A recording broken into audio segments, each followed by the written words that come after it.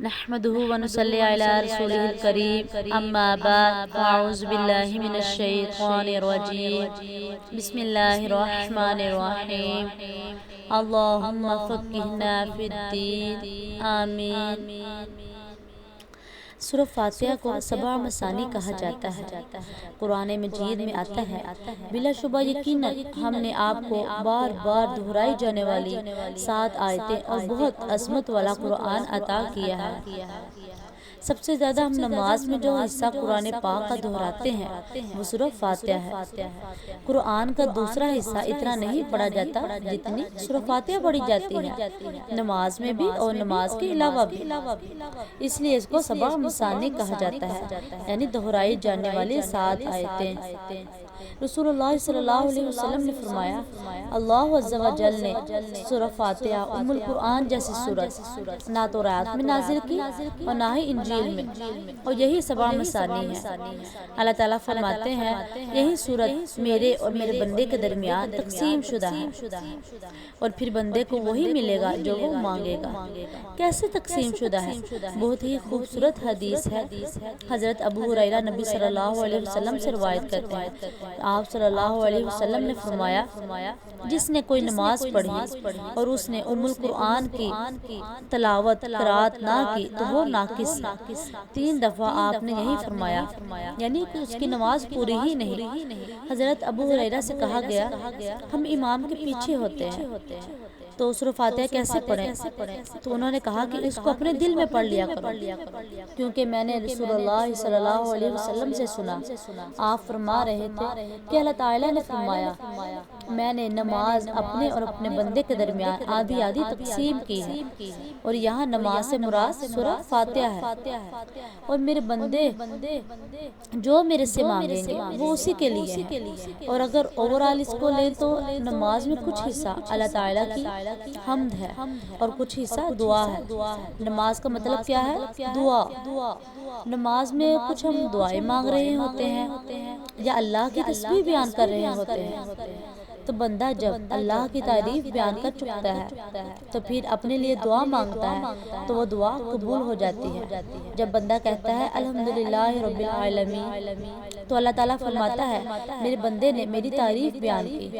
الرحمن الرحیم کہتا ہے تو اللہ تعالیٰ فرماتا ہے، میرے بندے نے میری ثنا بیان کی۔ جب وہ مالک یوم الدین کہتا ہے تو اللہ تعالیٰ فرماتا ہے، میرے بندے نے میری بزرگی بیان کی، یا فرماتا ہے کہ میرے بندے نے اپنے آپ کو یا اپنے سارے معاملات میرے سپرد کر دیے۔ پھر جب وہ ایاک نعبد و ایاک نستعین کہتا ہے تو اللہ تعالیٰ فرماتا ہے، یہ میرے بندے اور میرے درمیان ہے، اور میرے بندے نے جو مانگا وہ اس کا ہے۔ اور جب وہ اہدنا الصراط المستقیم صراط الذین انعمت علیہم غیر المغضوب علیہم ولا الضالین کہتا ہے تو اللہ تعالیٰ فرماتا ہے کہ یہ میرے بندے کا ہے اور یہ میرے بندے کے لیے ہے جو اس نے مانگا۔ پھر ہدایت کیسے نہیں ملے گی؟ ضرور ملے گی انشاءاللہ، کیونکہ اللہ نے وعدہ کیا ہے۔